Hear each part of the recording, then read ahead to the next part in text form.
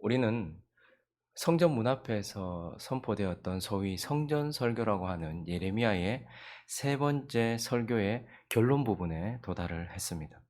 이 성전 설교의 결말에서 어, 이 결말은 이 죄악되고 우상 숭배하며 끝까지 거역하는 하나님의 백성들, 이 주의 백성들을 대하시는 하나님의 태도로, 그리고 또 동시에 이 거역하고 있는 주의 백성들을 대하는, 그를 상대하고 있는 예레미야의 태도로 마무리되어지고 있는 것을 보게 됩니다. 하나님은 7장부터 시작되었던 이 성전 설교의 끝장면에서 이렇게 거역하고 있는 이 주의 백성들을 하나님이 어떻게 대하시는지와, 그리고 이렇게 악독하게 거역하고 있는 주의 백성들을 예레미야가 어떻게 대하시는지를 보여주면서 우리에게 주시는 영적인 교훈들이 몇 가지 있습니다. 그래서 우리는 이제 하나님과 예레미야의 태도를 바라보면서 우리에게 주시는 영적인 교훈들을 살펴보려고 하는데요. 그 첫 번째는 먼저 거역하는 주의 백성을 대하시는 하나님. 하나님은 어떤 태도를 보이시는가? 여러분, 지금 하나님이 죄악되고 거역하고 있는 자신의 백성들, 주의 백성들을 지금 어떻게 대하고 계십니까? 오늘 본문 시작하는 17절과 18절을 보시면요, 하나님은 공의로 대하신다는 것을 보게 됩니다. 읽어볼까요? 시작. 에워싸인 가운데 앉은 자여, 내 짐꾸러미를 이 땅에서 꾸리라. 여호와께서 이와 같이 말씀하시되, 보라, 내가 이 땅에 사는 자를 이번에는 던질 것이라. 그들을 괴롭게 하여 라고 말하고 있습니다. 하나님은 범죄하고 우상숭배하며 끝까지 하나님께 거역하는 자기의 백성들을 결국은 어떻게 하십니까? 손대신다는 거예요. 징계하신다라고 말씀하고 있습니다. 내버려 두면 하나님의 백성 아닌 자를 대하시는 하나님의 태도, 유기는 하나님의 백성 아닌 자를 대하시는 하나님의 태도예요. 그러나 징계는 하나님의 백성들, 거역하는 하나님의 백성들을 대하는 하나님의 태도입니다. 그래서 하나님은 오래 참으세요. 그게 우리를 힘들게 해요. 오래 참으세요. 이 범죄하고 거역하는 사람들이 이렇게 하고 있는데도 그래도 하나님은 오래 참으세요. 그렇지만 영원히 참지는 않으십니다. 그래서 하나님은 반드시 징계하시고 거역하는 주의 백성들을 공의로 대하신다라고 우리에게 말씀하고 있습니다. 그러나 우리가 오늘 이 본문에서 하나님의 공의만 보고 숨겨져 있는 또 다른 하나님의 성품을 보지 못한다면 큰 위험이에요. 그러나 오늘 본문에서는 우리가 놓치지 말아야 될 또 다른 하나님의 태도가 함께 주어지고 있는데, 그것이 무엇이죠? 하나님은 자비로 그들을 대하신다는 거예요. 사랑으로 그들을 대하신다라는 거예요. 어디에 하나님의 자비가 나오고 하나님의 사랑이 나옵니까? 짐 꾸려라. 너가 다 끌려갈 거다. 내가 이번만은 너희를 완전히 던져버릴 거다. 전부 다 내가 다 쓸어버릴 거다라고 말씀하시는 이 말씀 가운데 하나님의 사랑이 어디에 보입니까? 다시 18절을 보시면요, 여호와께서 이와 같이 말씀하시되, 보라, 내가 이 땅에 사는 자들이 이번에는 내던질 것이다. 내가 가만히 안 두고 전부 다 포로로 다 이 땅에서 다 나가게 될 것이다. 그들을 괴롭게 할 것이다. 근데 우리는 여기까지 보고 충격을 받아요. 근데 괴롭게 하여 뭐 하리라? 깨닫게 하리라. 괴롭게 하는 게 목적이 아니에요. 고통을 주는 게 목적이 아니에요. 정신을 못 차리게 하는 게 목적이 아니고 정신을 차리게 하는 게 목적이에요. 그렇기 때문에 그의 매에는 강도가 있어요. 깨닫게 될 때까지, 깨닫게 하기 위하여. 그러니 하나님이 만약에 그냥 하셨으면 끝나는 거예요. 그렇지만 깨닫게 하기 위해서 하나님께서 어떻게 하십니까? 수위를 조절하시는 거예요. 자비를 베푸신다라고 말씀하고 있는 것입니다. 그러니 목적 자체가, 우리를 내어던지는 목적 자체가 하나님께서는 괴롭게 하기 위해서가 아니라 깨닫게 하기 위해서라는 것을 통하여서 하나님은 공의로 우리를 대하시지만 동시에 자비로, 사랑으로 우리를 대하신다는 것. 그러나 무엇보다도 하나님께서 우리를 공의로만 대하지 않고 함께 사랑으로 대하신다라는 것을 무엇을 통해서 보게 됩니까? 오늘 23절부터 보면 23절부터 마지막 절까지는요, 그 예레미야의 기도예요. 예레미야의 기도. 이 성전 설교의 마무리가 기도로 끝이 나거든요. 근데 여러분 아시다시피 7장부터 이 성전 설교가 시작됐잖아요. 근데 7장 시작하자마자 하나님께서 어떻게 말씀하셨습니까? 뭘 금지하셨어요? 이 백성들을 위한 중보를 금지하셨단 말입니다. 기도하지 마라! 이렇게 말씀하셨단 말입니다. 그래서 16절을 보시면요, 같이 읽어볼까요? 시작. 그런즉 너는 이 백성을 위하여 기도하지 말라. 그들을 위하여 부르짖어 구하지 말라. 내게 간구하지 말라. 내가 네게서 듣지 아니하. 하나님께서 이 성경 설교가 시작될 때 7장에 벌써 기도하지 마라. 기도 금지를 시켰어요. 안 들을 거다. 그런데 오늘 이 성경 설교의 10장의 마무리가 예레미야의 기도로 끝이 나고 있는 거예요. 뭐예요? 하나님께서 예레미야에게 기도하지 말라라고 말하는 게 본심이시겠습니까? 하나님께서 저거 난 싹 쓸어버릴 거니까 그냥 기도하지 마. 듣기 싫어. 말 안 들을 거야. 이게 본심이시겠습니까? 아니라는 거예요. 그래서 예레미야가 하나님이 금지하심에도 불구하고 지금 이 설교를 마무리하면서 설교로 그들을 향한 선포로 마무리하는 것이 아니라 하나님을 향한 기도로 마무리하고 있어요. 그래서 23절과 24절을 한번 읽어볼까요? 그의 기도를 읽습니다. 시작. 여호와여, 내가 알거니와 사람의 길이 자신에게 있지 아니하니 걸음을 지도함이 걷는 자에게 있지 아니하니이다. 여호와여, 나를 징계하옵소서. 때 너그러이 하시고 진노로 하지 마옵소서. 주께서 내가 없어지게 하실까 두려워하나이다. 그가 하나님의 마음을 아는 거예요. 기도하지 마, 듣기 싫어, 안 들을 거야 라고 말하지만 그게 아니다라는 걸 아는 거예요. 그래서 하나님은 예레미야를 기도하게 하시고 결국 예레미야의 기도를 통해서 징계하시되 너그러이 징계하시는 거예요. 그래서 이 기도의 이 내용들을 원문을 좀 살려서 좀 더 명확하게 좀 더 와닿게 번역을 하면 이렇습니다. 주여, 사람의 생명이 사람에게 달려있지 않고 그의 발걸음의 길을 인도하는 것도 자신에게 달려있지 않습니다. 저는 그것을 알고 있습니다. 주여, 그러므로 곧 이 백성의 잘못을 징계하시되 주님의 진노대로 하지 마시고 주님의 자비를 따라 너그럽게 징계하소서. 만일 주께서 주의 진노대로 징계하시면 제가 영영 멸망할까 심히 두렵습니다. 이게 지금 예레미야의 기도예요. 예레미야가 그래서 거역하는 주의 백성들을 위하여서 기도하고 있고 사실은 이건 예레미야를 통해서 하나님께서 그의 기도를 통해서 그들을 너그럽게 대하시려는 하나님의 사랑이 묻어있는 그러한 본문이라는 겁니다. 그러므로 하나님은요, 사랑 없이 공의로만 대하시는 것도 아니고요, 공의 없이 사랑으로만 대하시지도 않아요. 주의 백성들이 뭐 어떻게 하든 상관없이 어떤 행동을 하든 어떤 말을 하든 어떤 생각을 하든 상관없이 그냥 공의 다 빼버리고 사랑만 하시는 분도 아니고요.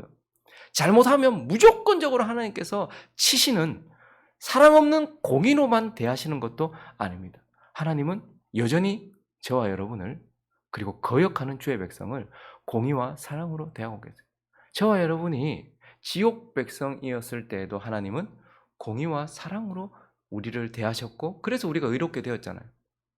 공의는 자신의 아들에게 쏟아붓고 자비는 우리에게 쏟아부어서 우리가 지옥 백성이었을 때, 아직 죄인 되었을 때에, 이방인이었을 때에, 하나님 없는 우상 숭배자였을 때 하나님은 여전히 공의와 사랑으로 대하셔서 우리를 의롭다 하셨어요. 그런데요, 주의 백성이 되고 나서도 여전히 우상 숭배자로 돌아간 우리를 향해서도 지금도 여전히 하나님은 공의와 사랑으로 우리를 대하시면서 우리를 거룩하게 만들어가고 계신다라는 것입니다.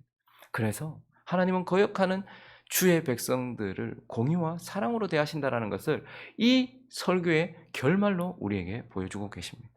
그리고 이제 두 번째, 이 거역하는 주의 백성들을 대하는 예레미야는 어떻게 행동하는가? 40년간 이들을 대했거든요. 모세도 40년간 광야에서 이스라엘 백성들을 대했습니다. 쉬운 일이 아니었을 겁니다. 근데 이 예레미야는 거역하는 주의 백성들을 지금 어떻게 대하고 있습니까? 좀 놀라운 사실인데요. 19절을 한번 보시면요. 슬프다. 누구 상처? 지금 예레미야가 믿음의 눈으로 앞으로 거역하는 주의 백성들이 받게 될 징계를 미리 보고 있어요. 그리고 그것을 지금 함께 느끼고 있어요. 그런데 그가 슬프다. 내 상처요. 내가 중상을 당하였더라. 거역하는 자들에게 일어날 심판을 보고 있어요. 근데 내가 중상을 당하였도다. 그러나 내가 말하노라. 이는 참으로 고난이라 내가 참아야 하리라. 20절도요. 내 장막이 무너지고 나의 모든 줄이 끊어졌으며 내 자녀가 나를 떠나가고 있지 아니하니 내 장막을 세울 자와 내 휘장을 칠 자가 다시 없도다. 24절도 보시면요. 여호와여, 나를 징계하옵시되 너그러이 하시고 진노로 하지 마옵소서. 주께서 내가 없어지게 하실까 두려워하나이다.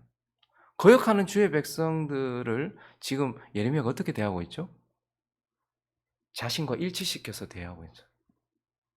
분리시킨 게 아니고요. 저것들 거역하는 저것들과 나가 아니고 바리새인들처럼 옆에 있는 세리와 분리시킨 나가 아니고 지금 거역하고 있는 그 백성과 자신을 일치시키면서 내가 라고 이렇게 말하고 있는 것을 보게 됩니다. 그리고 거기다가 19절을 다시 보시면요. 슬프다 내 상처. 왜요? 거역했기 때문에 하나님께서 치셨잖아요. 하나님께서 보통 치셨습니까? 깨닫게 하시려고. 우리가 많이 맞으면요. 그만큼 내가 많이 잘못했구나 생각해야 돼요. 하나님께서 무자비하시구나 이게 아니고 많이 그래서 중상을 입을 정도로 하나님께서 정신 차리게 하시려고 하나님께 돌아오게 하시려고 멀리 떠나지 않게 하시려고 그렇게 하셨어요. 그러나 내가 말하노라 이는 참으로 고난이라 내가 참아야 하리로다. 지금 이 고난을 자신이 당연하게 받아들이고 있어요. 거역하는 주의 백성과 자기를 일치시키는 것에서만 그치는 것이 아니고요. 거역하는 주의 백성이 주는 고난과 그리고 거역하는 주의 백성들이 죄악 때문에 오게 된 그 고난을 내 고난이라고 생각하고 있고 내가 당연히 받아야 될 거라고 생각을 하고 있어요. 그래서 다른 번역본에 보면요. 19절을 이렇게 번역을 했는데 이것은 내 병이니 내가 견뎌야 한다. 이것은 내 고난이니 내가 견뎌야만 한다. 이렇게 얘기해요. 여러분 지금 이것이 예레미야의 잘못 때문입니까? 거기 만약에 벌받지 않아야 될 한 사람이 있다면 예레미야예요. 그런데 이건 내 병이다. 이건 내 고난이다. 이들의 죄악된 이 모습, 이건 내 병이다. 이건 내 병. 이건 내 고난이다. 이렇게 지금 말하면서 내가 참아야 된다라고 말하면서 거역하는 주의 백성들이 우리가 이제 곧 보게 되겠지만 예레미야 죽이려고 하거든요. 그러니까 거역하는 주의 백성들과 함께 있으면요. 하나님께 순종하는 자는 무조건 고난을 당하게 돼 있어요. 그래서 거역하는 자 때문에 오는 고난, 거역하는 자가 주는 고난, 그리고 거역하는 자의 죄악 때문에 쏟아질 이 고난을 그가 내 때문이다, 내 고난이다 생각하면서 당연하게 지금 고난을 함께 받고 있는 것을 보게 됩니다. 그리고 방금도 말씀드렸던 것처럼 23절부터 마지막 25절까지가 그의 기도예요. 그는 거역하는 주의 백성과 자신을 일치시키고 거역하는 주의 백성과 함께 고난을 받으며 23절부터 25절까지 여호와여 내가 알거니와 사람의 길이 자신에게 있지 아니하니 걸음을 지도함이 걷는 자에게 있지 아니하니이다. 여호와여 나를 징계하옵시되 너그러이 하시고 진노하지 마옵소서. 주께서 내가 없어지게 하실까 두려워하나이다. 주를 알지 못하는 이방 사람들과 주의 이름으로 기도하지 아니하는 족속들에게 주의 분노를 부으소서. 그들은 야곱을 씹어 삼켜 멸하고 그의 거처를 황폐하게 하였나이다. 그 이후에 우리가 고난받고 난 이후에 그들의 죄를 주님께서 갚아주십시오라고 지금 그가 뭐하고 있는 거예요? 이들을 위하여 간절하게 중보기도 하고 있는 거예요. 그런데 이 예레미야의 모습을 우리가 살피면서 갑자기 확 부담이 와요. 마음에 부담이 오고 마음에 어려움이 옵니다. 왜 그렇습니까? 지금 이 예레미야의 모습이 예수 그리스도의 모습을 보여주고 있기 때문이에요. 무너질 예루살렘 성을 보면서 울었던 예레미야처럼 무너질 예루살렘을 보고 우셨던 예수 그리스도.